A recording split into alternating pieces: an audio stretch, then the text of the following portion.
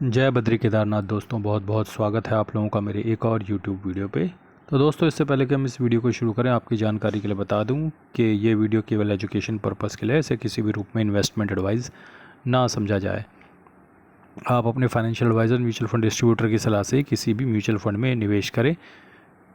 तो चलिए शुरू करते हैं मेरे इंड मनी आपके म्यूचुअल फंड पोर्टफोलियो से। तो इंड मनी आपके म्यूचुअल फंड पोर्टफोलियो में कल 4,000 रुपये का नुकसान हुआ है, और जैसा कि आप देख सकते हैं मुनाफा अब 3.25% है।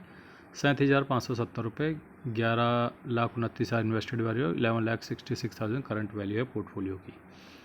पराग पारिक में आप देख सकते हैं कि 1.5% का मुनाफा है। निपॉन लार्ज कैप में 2.5%, ICICI लार्ज एंड मिड में 0.5%, एडलवेज स्मॉल कैप में 6.5%, एडलवेज मिड कैप में 7.25%, इन्वेस्को इंडिया मिड कैप में 7.5%, इन्वेस्को इंडिया लार्ज एंड में 5.5%, कोटक मिड में 8.5%, बैंक ऑफ इंडिया में 11.25%, निपॉन इंडिया में 9.25%, HDFC मिड कैप में 6%, HSBC स्मॉल कैप में 4.5%, बंधन लार्ज एंड मिड में 6.25%, कोटक स्मॉल कैप में 2%, कैनरा रोबेको में 4.25%, निपॉन स्मॉल कैप में 6.25%, मोतीलाल मिड कैप में 4% का नुकसान है। SBI स्मॉल कैप में 3% का, GM फ्लेक्सी कैप अभी भी 1% के नुकसान में है। टाटा स्मॉल कैप 4% के नुकसान में, जियो ब्लैक रॉक 2% के नुकसान में, DSP मल्टीएसेट 2% के फ़ायदे में, इन्वेस्को इंडिया स्मॉल कैप 10.5% के फ़ायदे में, ICICI लार्ज एंड मिड 0.5% के फ़ायदे में।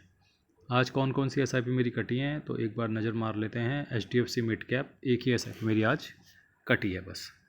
आइए चलते हैं अब अपने ग्रो ऐप के म्यूचुअल फंड पोर्टफोलियो पे, एक बार नज़र वहाँ पे देख लेते हैं कि वहाँ क्या रही स्थिति कल की।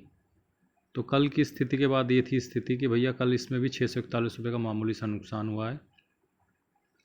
और रिटर्न वाइज यहाँ पे देख सकते हैं कि अब इन्वेस्को इंडिया मिड कैप लगभग 11.25% के गेन में है, HDFC mid cap 8.25%, Nippon India growth mid cap 8.25%, Edelweiss mid cap 7.25%, Kotak mid cap 7%, Quant small cap 6.25%, Bandhan large mid आप देख सकते हैं।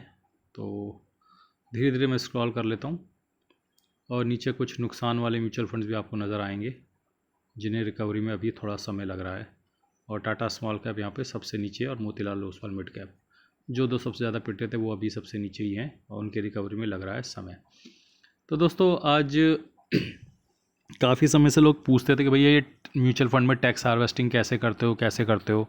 तो मैं हमेशा से बोलता था कि जिस दिन करूँगा दिखा दूँगा, कोई बहुत बड़ी चीज़ नहीं है, बहुत ही सिंपल सी चीज़ है। देखिए, आज मैंने इन्वेस्को इंडिया मिड कैप का जितना था सारा, ये देख रहे हैं आप, इन्वेस्को इंडिया मिड कैप सबसे ऊपर है, ठीक है। तो मैं दिखा देता हूँ। तो ये दिख रहा है आपको लगभग 51,000 रुपया, ये ठीक है, 46,000, ये लगभग 11.25% का प्रॉफिट है इसमें, ठीक है। ये लॉन्ग टर्म कैपिटल गेन है, ठीक है।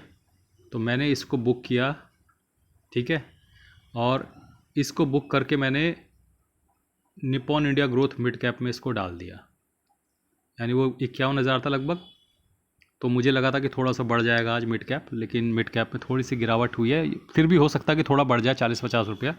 तो लगभग 51,000 मैंने अप्रॉक्स फिगर इतना उठा के यहाँ से डाल देते हैं, वहाँ से बेचा और आज ही निपॉन इंडिया मिड कैप में डाल दिया, ठीक है। तो इस तरीके से वो वहाँ से बिका और यहाँ पे निवेशित हो गया है।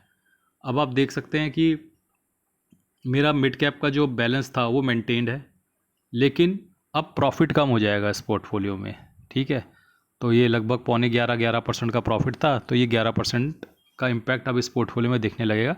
तो इसी तरीके से मैंने पिछले साल भी 50-60 हज़ार के लॉन्ग टर्म कैपिटल गेन वाले म्यूचुअल फंड बुक किए थे, और इस साल भी बुक कर रहा हूँ। तो अब पोर्टफोलियो में प्रॉफिट कम दिखेगा, ऐसा लगेगा पोर्टफोलियो में कुछ मुनाफा हो नहीं रहा, लेकिन मैं भविष्य का जो है अपना कैपिटल गेन टैक्स वो कम कर रहा हूँ, और पोर्टफोलियो की वैल्यू बढ़ती रहेगी धीरे धीरे। पोर्टफोलियो की वैल्यू बढ़ती रहेगी, पोर्टफोलियो में प्रॉफिट नहीं बढ़ेगा, ठीक है। तो जैसे जैसे धीरे धीरे हो रहा है तो मैं कर रहा हूँ। तो मैंने इन्वेस्को इंडिया मिड कैप से एग्जिट ले लिया है, और उसका पैसा डाल दिया निपॉन इंडिया मिड कैप में, ठीक है। तो इन्वेस्को इंडिया मिड कैप का जो प्रॉफिट था अब वो प्रिंसिपल बन के निपॉन इंडिया मिड कैप में आ गया है। तो अब आप यहाँ पे देख सकते हैं कि और भी हैं धीरे धीरे नीचे, जैसे कि आप देख सकते हो कि ये निपॉन इंडिया है, एडलवेज मिड कैप है, ये भी 7.25% पे, कोटक मिड कैप है। तो धीरे धीरे मैं इनको भी स्विच करूँगा, और इस पोर्टफोलियो में 2 मिड कैप रखूँगा, और 2 मिड कैप रहेंगे मेरे खुद के पोर्टफोलियो में। ये मेरी वाइफ का पोर्टफोलियो है, तो इस पर मैंने प्लान किया है कि निपॉन इंडिया मिड कैप और HDFC मिड कैप इस पोर्टफोलियो में रहेंगे, ठीक है। और मेरे नाम पे जो इंड मनी का पोर्टफोलियो, उस पर इन्वेस्को मिड कैप और एडलवेज मिड कैप रहेंगे, ठीक है। तो दोनों पोर्टफोलियो में अलग अलग मिड कैप रखेंगे। यहाँ पे रहेंगे HDFC और निपॉन, और वहाँ पे रहेंगे, हालांकि ये लॉन्ग टर्म प्रोसेस है, अभी शुरुआत की है, तो धीरे धीरे धीरे पोर्टफोलियो चर्न होएगा, धीरे धीरे जो long term capital gain tax है वो मैं सेटल करता जाऊँगा, भविष्य में होने वाले मुनाफे को कम करता जाऊँगा, ताकि आखिर में मुझे कम टैक्स पे करना पड़े। तो अल्टीमेटली अपनी वैल्यू बिल्ड होती रहनी चाहिए, वैल्यू बिल्ड होती रहेगी, क्योंकि आज ही बेचा, आज ही ख़रीद लिया तो मुझे मिलेगा तो है, मेरे पोर्टफोलियो में पैसा पड़ा तो है, लेकिन प्रॉफिटेबिलिटी उसमें से कम होती जाएगी। तो यही होता है दोस्तों म्यूचुअल फंड में, जो आपको कहते हैं टैक्स हार्वेस्टिंग। कोई बहुत मुश्किल चीज़ नहीं है, बस कुछ चीज़ों का ध्यान रखना पड़ता है कि जो यूनिट्स आप बेच रहे हो वो 1 साल से पुरानी होनी चाहिए, वो सारा लॉन्ग टर्म कैपिटल गेन में आना चाहिए, जिस दिन बेच रहे हो उसी दिन ख़रीद लो मोटा मोटा। तो मैंने आज ही बेचा और आज ही ख़रीद भी लिया, तो पोर्टफोलियो में पैसे रख दिए थे मैंने उतने कि इतने का बेचने वाला हूँ, 51,000 रुपये का, तो 51,000 का आज ख़रीदना भी था तो ख़रीद लिया मैंने। अब 2 दिन बाद वो पैसा मेरे अकाउंट में वापस आ जाएगा जो इन्वेस्को का बिकेगा। तो इस तरीके से कैश चर्न हो रहा है और भविष्य का टैक्स कम हो रहा है। अब देखो मार्केट बढ़ गई तो ये पैसा मैंने निपॉन मिड कैप में डाला है, निपॉन मिड कैप बढ़ जाएगा, ठीक है, निपॉन मिड कैप बढ़ जाएगा तो निपॉन मिड कैप में वो ग्रोथ मिल जाएगी, मुझे ग्रोथ मेरी मिस नहीं हुई, प्लस मेरा टैक्स कम हो गया। अगर मार्केट गिर जाएगी तो वो इसको वैसे भी गिरना था, वो इन्वेस्को के थ्रू भी गिरना था, निपॉन मिड कैप के थ्रू भी गिरना था, तो गिरना तो है ही उसने, तो अभी भी गिर जाएगा, लेकिन टैक्स मेरा कम हो गया भविष्य के लिए। तो चढ़ेगी तो भी फ़ायदा ही हो जाएगा, गिरेगी तो भी फ़ायदा ही रहेगा। तो ये मैंने आज कर लिया है, तो जैसा कि मैंने आपको दिखाया। और इसके बाद चलते हैं अपनी ETF के पोर्टफोलियो पे। ETF के पोर्टफोलियो पे आज अच्छा गेन हुआ है, लगभग 1.5% का। और एक बार देखते हैं कि आज कौन कौन से। इंडसइंड बैंक 3.25% भागा है आज, Reliance 3.25%, FMCG 1.5%, realty ETF 1.5%, top 10 ETF 1.34%, Sensex 1%, शरिया बीज भी 1%, निफ्टी बीज 0.5%, Tata motor 0.5%, email TMQ 0.5%, small cap 0.5%। Genus power में गिरावट हुई है, मोतीलाल ओसवाल हेल्थ ETF में गिरावट हुई है, इरकॉन में थोड़ी सी गिरावट हुई है। ओवरऑल अब ये पोर्टफोलियो सिर्फ 5% के नुकसान में रह गया, तो काफ़ी तेज़ी से रिकवरी हो रही है और पोर्टफोलियो धीरे धीरे पॉजिटिविटी की तरफ बढ़ रहा है। और 4,28,000 इन्वेस्टेड वैल्यू है, 4,03,000 करंट वैल्यू है। और अब देखते हैं कौन कौन से ETF जो हैं प्रॉफिट के नज़दीक जा रहे हैं। तो अब स्मॉल कैप और मोतीलाल ओसवाल हेल्थ ETF और ई मल्टी MQ और निफ्टी 20 ये तो प्रॉफिट की तरफ निकल रहे हैं अब। और रिलायंस के शेयर में टारगेट रहेगा 8 से 10% का, तो 4.25% के प्रॉफिट में आ गया है। तो आई थिंक 1460 या 70 के आसपास मैं रिलायंस से भी एग्ज़िट लूँगा। तो उम्मीद है कि वहाँ पे 7-8 हज़ार रुपये अंदर हो जाएंगे रिलायंस में। और स्मॉल कैप ETF में वही अपना 4-5% का 5% का टारगेट रखेंगे, तो 3.5% पहुँच गया है।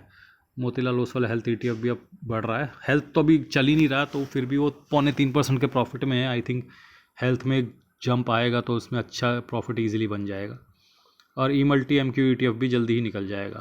तो आई थिंक चार आइटम तो हैं अब तैयार प्रॉफिट बुकिंग के लिए, जिसमें आई थिंक अगले आने वाले 1 महीने में मेरे को प्रॉफिट बुक करते हुए आप देखोगे।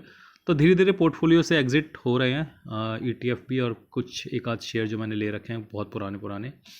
बाकी FMCG और रियल्टी ETF भी almost no profit no loss के पास आ गए हैं। 20% तक डाउन चले गए थे, लेकिन that is the power of mutual fund और ETF कि वो खुद चर्न होकर वापस दोबारा आते हैं। तो अब देखते हैं FMCG और रियल्टी ETF कब रिकवर करते हैं। तो काफ़ी हद तक रिकवरी हो गई है, नो प्रॉफिट नो लॉस के पास आ ही गए हैं। और इंडसइंड बैंक में भी काफ़ी रिकवरी हो गई है, ये भी लगभग 40% डाउन था, अभी 16% ही डाउन है। टाटा मोटर्स में फ़िलहाल रिकवरी नहीं हो रही है, बाकी छोटा मोटा जीनस पावर और इनकॉन अभी भी मेरे पास बरकरार है। आइए चलते हैं अब अपने इंडिसेस पे और देखते हैं कि इंडिसेस में क्या हुआ। तो निफ्टी 50 0.76% की बढ़त के साथ बंद हुआ है। तो पिछले 2-3 दिन से मिड कैप और स्मॉल कैप भाग रहे थे, लेकिन आज लार्ज कैप भागे हैं। और मिड कैप हल्का सा नेगेटिव क्लोज हुए हैं, 0.06, 0.07 मिड कैप 100 और मिड कैप 50 0.04। तो देयर इज़ द पॉसिबिलिटी कि आपका वाला मिड कैप पॉजिटिव में आ जाए, अगर वो एक्टिव है तो उसमें कोई ऐसी ताज्जुब की बात नहीं होगी, बल्कि ज़्यादा संभावना ये है कि एक्टिव म्यूचुअल फंड्स अधिकतर आज प्रॉफिट में ही आएंगे।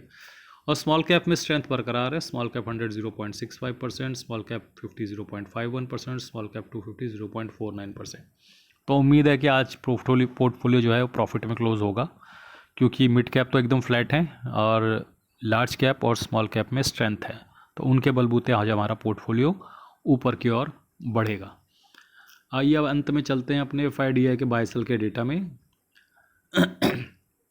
FII ने कल 2100 करोड़ की सेलिंग करी और 1700 करोड़ की DI ने बाइंग करी है। आज का डेटा अभी तक अपडेट नहीं हुआ है। तो दोस्तों, जाने से पहले आपकी जानकारी के लिए बता दूं कि मैं MFI registered mutual fund distributor हूं विद ARN नंबर 357890। अगर आप मेरे द्वारा अपना पोर्टफोलियो मैनेज करवाना चाहते हैं, जिसमें मैं आपको रेगुलर फंड्स में निवेश कराऊंगा और मैं खुद से आपका पोर्टफोलियो मैनेज करूँगा और फ्री में आपको टैक्स हार्वेस्टिंग भी करना सिखाऊंगा बेहतर तरीके से, जिससे भविष्य में आपका टैक्स भी बचेगा, तो आप मेरे व्हाट्सएप और मेरे ईमेल आईडी पे मुझे मैसेज कर सकते हो। मेरा व्हाट्सएप और ईमेल आईडी जो है डिस्क्रिप्शन में और कमेंट में पिन है। बाकी मैंने महेश चंद्र कौशिक जी की कुछ बेहतरीन बुक्स जो mutual fund, share market, F&O से रिलेटेड है, इसी वीडियो में टैग करिए। अगर आप अपने मोबाइल स्क्रीन पर टैप करोगे तो व्यू प्रोडक्ट कोड करके लेफ्ट साइड में आएगा, उसके अंदर आपको ये बुक्स मिल जाएंगी जो कि फ्लिपकार्ट के लिंक से। बाकी आप फ्लिपकार्ट के लिंक्स पे जाके कुछ भी शॉपिंग कर सकते हैं वैसे, लेकिन मैंने आपके लिए सिर्फ म्यूचुअल फंड्स की बुक से टैग करी है, क्योंकि अपना चैनल म्यूचुअल फंड से रिलेटेड है। तो दोस्तों, आज के लिए बस इतना ही। धन्यवाद, गुड बाय, जय बद्री केदार।